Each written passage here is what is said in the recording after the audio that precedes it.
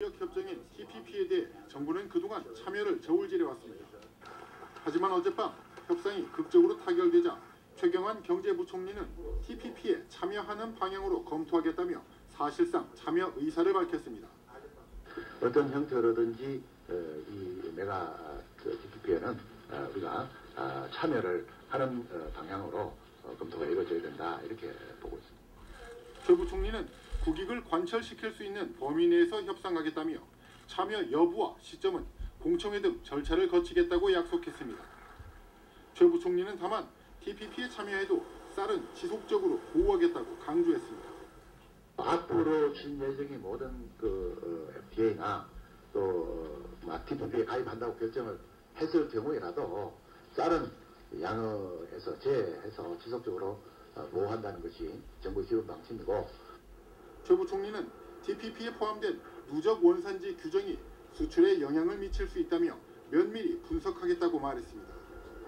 지난 2013년 TPP 가입에 관심을 표명했던 정부는 12개 국가와 참여 조건에 대해 개별 협의를 진행하고 있습니다.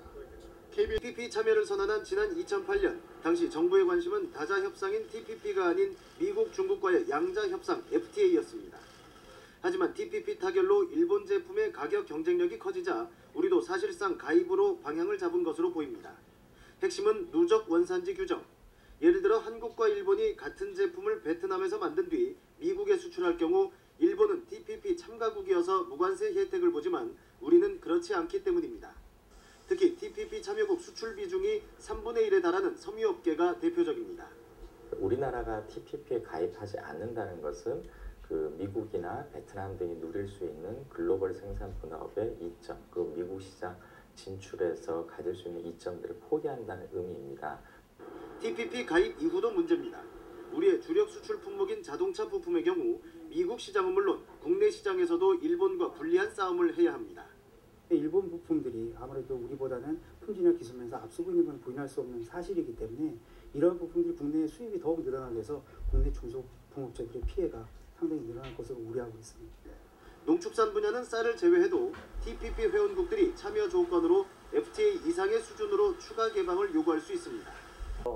개방폭을 더 늘리고 관세를 내려라. 정부가 사실상 TPP 가입 입장을 밝히면서 협상에 속도를 내겠지만 산업별 영향을 꼼꼼히 따져봐야 합니다. 관철되었습니다. 이 막바지 쟁점이 되었던 자동차와 의약품 분야에서 미국이 비교적 통 큰 양보를 하면서 협상이 타결됐는데요. 내년이 되면은 미국 대선이 본격화돼서 논란이 더 커질 테니까 협상을 서두른 부분도 있겠습니다만 중국을 의식했다는 분석이 나옵니다.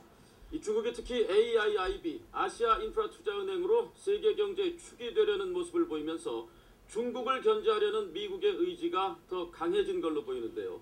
오바마 대통령도 중국과 같은 나라가 세계 경제의 규칙을 만들게 할 수는 없다.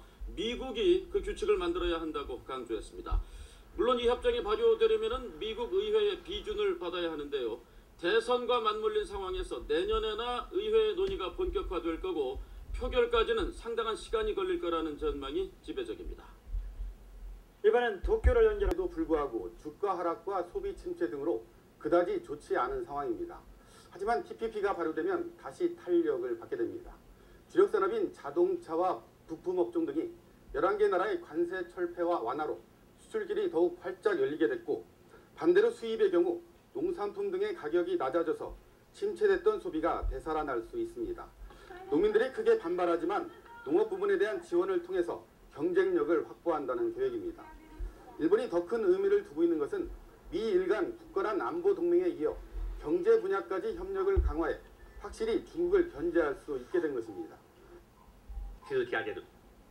아베 총리는 내년 7월 총선 전에 서둘러 국회 비준 절차를 마칠 계획입니다. 눈물겨운 상봉은 온 국민의 눈시울을 적셨습니다. 당시 KBS 특별 생방송 이상가족을 찾습니다 관련 영상 등 기록물 2만 500여 건의 유네스코 세계기록유산 등재가 유력시되고 있습니다. 유네스코 국제자문위원회는 지난 4월 동안 61개국이 신청한 88건의 기록물을 심사해 47건에 대해 등재 공고 결정을 내렸습니다. This demonstrates also the objective of UNESCO's work to safeguard documentary heritage for the benefit of all. 방송 기록물이 세계 기록유산에 등재되는 건 지난 2011년 베를린 장벽의 축조와 붕괴를 다룬 독일 방송에 이어 세계 두 번째입니다. 버스터미널에 상자들이 쌓여 있습니다. 중국에서 수입한 송이버섯을 담은 상자입니다. 9월에서 10월 초에 13년 동안 계속 내가 이 박스를 봤어요. 아침마다 계속 매일매일. 버스 출발 시간이 다가오자 짐칸에 상자가 가득 실립니다. 이 중국산 송이버섯이 어디로 가는지 버스를 따라가 봤습니다. 버스가 강원도의 한 터미널에 도착하고 버스에서 내려진 중국산 버섯 상자는 이번엔 택시에 실려 지역 버섯 판매점으로 향합니다. 그런데 이곳에서 중국산 송이는 북한산으로 둔갑합니다.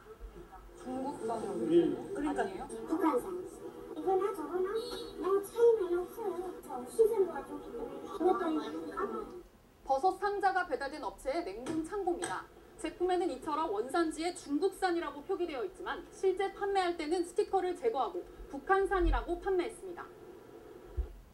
역시 고속버스 편으로 중국산 송이를 받은 충청북도의 또 다른 업체도 원산지를 속여 팔고 있습니다. 하나요. 내장산, 실부산, 어디 중간 하나죠. 그러니까 송이가 깔끔하고 좋죠. 문제의 버섯 소매상들은 중국산 송이를 1kg당 6만 원에서 11만 원 정도에 사들인 뒤 북한산으로 속여 15만 원에서 22만 원 정도에 팔았습니다. 아예 이야기한 그런 행보라고 볼 수 있겠습니다. 다만 우려했던 장거리 로켓 발사는 없을 걸로 분석하고 있습니다. 늦어도 발사 2주 전에는 발사장에 동체를 옮겨와야 하는데 그런 움직임이 없다는 겁니다. 하지만 북한은 10일 당 창건일이 지나서라도 도발할 수 있다는 메시지를 계속 내놓고 있습니다. 북한은 대외 매체를 통해 지난 2012년 12월 외부 전문가들은 눈이 많이 와서 어려울 거라고 했지만 자신들은 장거리 로켓 은하 3호 발사에 성공했다며 기술력과 설비가 충분하다고 자랑했습니다. 김정은 노동당 제1비서도 당 창건일 기념 논문을 내고 핵 억제력을 계속 키워나가야 한다고 강조했습니다. 정합봉사선 무지개화가 라곤의 강 대동강에 두둥실 떴습니다. 북한 방송이 공개한 3,500톤급 대동강 유람선 무지개호입니다. 4층 규모로 한 번에 1,200명을 태울 수 있습니다. 한식과 세계 요리식당, 카페, 연회장 등 대규모 유람선다운 시설을 제법 갖췄습니다. 오는 10일 70주년 노동당 창건일 전에 영업을 시작하라는 김정은 노동당 제1비서의 지시에 따라 창건일을 닷새 앞두고 문을 열었습니다. 배 이름도 김 제1비서가 직접 지었습니다. 정말 거북 호텔보다 더 멋있는 것 같습니다.